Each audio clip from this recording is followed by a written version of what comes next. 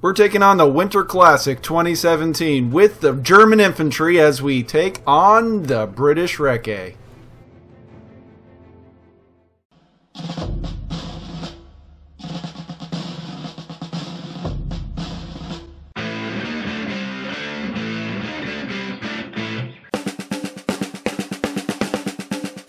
Sometimes the narration of these recordings are not done under ideal circumstances.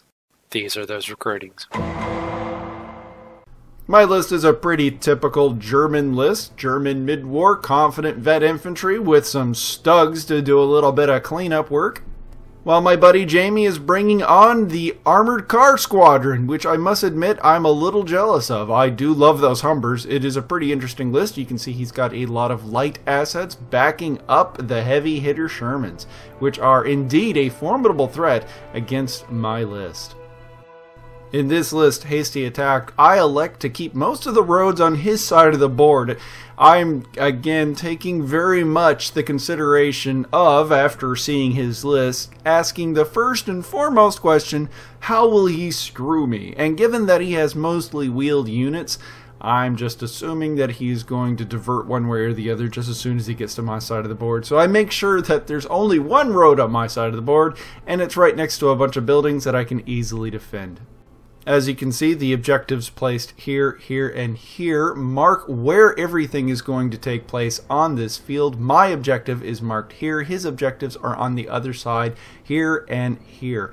I went ahead and deployed my stugs to defend that objective over here, with the express purpose that I can move them back when he invariably pulls it up. I mean, he's putting me in a really difficult position, especially how this scenario is set up that I have to put my infantry out and only getting half my formation. I decided to elect to put the German infantry down, the stugs, and the 88s in ambush. It's an interesting call whether or not you want to take the 88s or take the Pack 40s, but I chose the 88s this time. And my buddy, in an interesting move, decides to take the objective marked here off the board, leaving the stugs, having to move back over to the infantry to support them, and then still deploys opposite of them. I'm not sure that was a terribly wise maneuver to do, but it does leave both of the objectives over here, marked here and here, guarded by my infantry. So now he has to plow into the buildings. This would be a point that we actually discuss in the game after, that I point out after, you know, this is a hell of a lot of refrigerator logic that I had to point out to him that, you know what, he might have done a lot better if he pulled off the objective near my infantry and forced me to have to move, but that was some serious hindsight. He begins moving his Shermans forward. They are the heavy hitters of his list. Opposite of my stugs, I have one clear and present threat to get rid of first and foremost. We're going to have to let the stugs take care of them, but he's got these 17-pounders lined up on this hill, so the avenues of approach are highly limited for the stugs. So they're going to have to double back, go behind the woods marked right here so that they can try to engage them. Meanwhile, they are sitting pretty right in front of the 88s, which I put in immediate ambush, popping them right here and here. And they're going to try to engage the Shermans. This is the best opportunity that they have. This is what I brought them for, opening up those medium tanks. Let's see how they do. Now, in this particular instance, I had considerably misjudged the avenue of approach by his 17-pounders. I completely misjudged the distance that he had on them. I was really afraid that they were going to get into a gun duel. The 88s would have to spend all their time shooting at the 17-pounders. But nope. 88s open up, bags one of the Shermans in its opening volley. As the stugs begin doubling back, we move at the double. We're going to try to hug these woods right here so that we don't get any surprise air support, because that would be very disappointing. Though the German air support does show up for the turn, getting 3 airplanes in a surprise and managing to not bag quite anything. I do believe they bail the CIC, no, not the CIC, but the platoon commander for the Shermans, but they managed not to actually do anything about it because he gets right back in. Humbers begin bolting over the open country. They're going to try to cut off those stugs in an engagement that is almost certainly going to favor the stugs because we're real tanks and they're just a little Humbers, just a little pretend tank with wheels. I mean, they're pretty, I seriously am just a little jealous. My first armored cars, I always wanted to run an armored car list. My first list for Flames of War was British Recce. It was armored cars. But it was not meant to be, as the Stugs move out into the open and begin to dip, duck, dodge their way to victory using that Stormtrooper roll, move out, try to light up the Shermans, make 3 rolls and whiffs everything, then immediately Stormtroopers back. No harm, no foul, right? The RAF does decide to show up, though. They've got those nasty rockets. It's something to consider when they're barreling down on you, especially since I didn't really split up those Stugs. This could end up being disastrous. He begins trying to plot which way to move his Humbers, which, you know, I'd already measured out just how far they can go and just how much time I had before I had to worry about those, I do believe, AT-7 guns lighting up the sides of the Stugs. I mean, I can't point them in all directions at once, and the time for the Stugs to take care of those Shermans is slowly running out, as another round of 88s had plummeled through the air the turn before and managed not to kill anything. It was just a disastrous turn. I couldn't roll greater than 4 with all the dice rolled together, or summed together. But even though he got 2 planes, the RAF decides, nah, they didn't really see anything, and they get waved off. German Air Support shows up again. 3 planes! Maybe there was a reason the RAF decided to leave. And I go ahead and light them up over the company commander, and, I mean, again, I keep confusing him for the company commander, but it's the platoon commander for the Shermans that are starting to semi-indirect fire into the 88s, and it's not looking good for them. I still have a turn of fire that I can distribute off of the Stugs, so they move out into the open, try to light up the Shermans, and miss. Even the air misses. Their turn rolls around again. They get air support again, 1 plane. The Humbers are now starting to move around the side, and I decide to use a Stormtrooper roll to go ahead and angle the armor so that the Humbers can't really do anything to them, or at least they're going to have a turn of fire from the much, much more vicious Stugs. Shots do range off. Semi-indirect fire is paying off as they bag themselves an 88. Okay. I mean, the 88s had one job, and that one job wasn't just to die, but apparently that is between it and losing a commander before, and I elected not to use German mission tactics to replace it. The battery runs. That's just great. German reserves do roll in. Finally, on turn 3, we start rolling on the packs. We're going to make the packs engage the Humbers out in the open. They were deployed out there because of scattered reserves, but I go ahead and make the best of it, and I double down, moving the Stugs right behind him because he can't interact with them, or he can't get close enough to be able to flank them. So I decide, yeah, let's just send him out there to take care of everything. It's going to be great because that's like a bajillion shots, right? They whiff every shot. But as the British had marked right here, decided to move one of their 17-pounders, mounting up and moving aside, the Luftwaffe catches it. 2 planes! I haven't rolled less than, I mean, that's the first time. That's the lowest roll. 2 planes. It's been 3 planes every turn.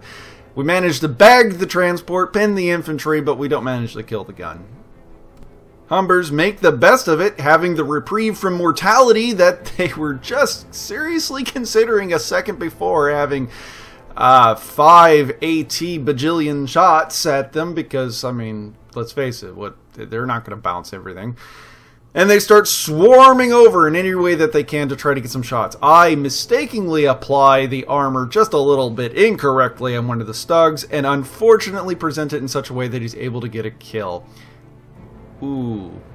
Even the other Humbers just scatter machine gun rounds all over the rest of the Pack 40s.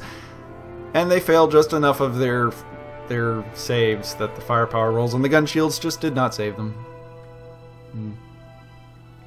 Leaving me with just two Stugs to engage the British Recce, which they should have killed by now.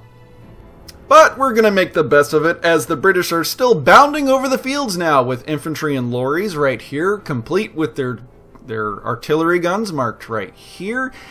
We go ahead and call up the infantry. We're going to plow them into this building right here, and we're going to contest the objective from here till salvation because there's just no way those wheeled vehicles are going to be able to get in there and take it on. Or at least, at this point, it's pretty clear in the back of my mind that we've already exhausted about hour 45 of the tournament allotted time.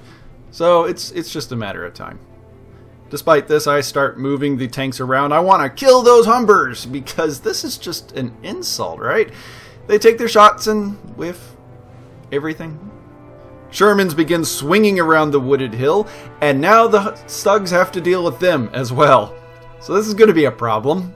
I can't deal with all of this at once, so we start very carefully positioning the Stugs so that they don't get completely overwhelmed, and this is where the Scherzen starts really catching up, and I realized that it's actually started saving more rounds bouncing off of the tank with its AT-7 against the side armor of the Stug.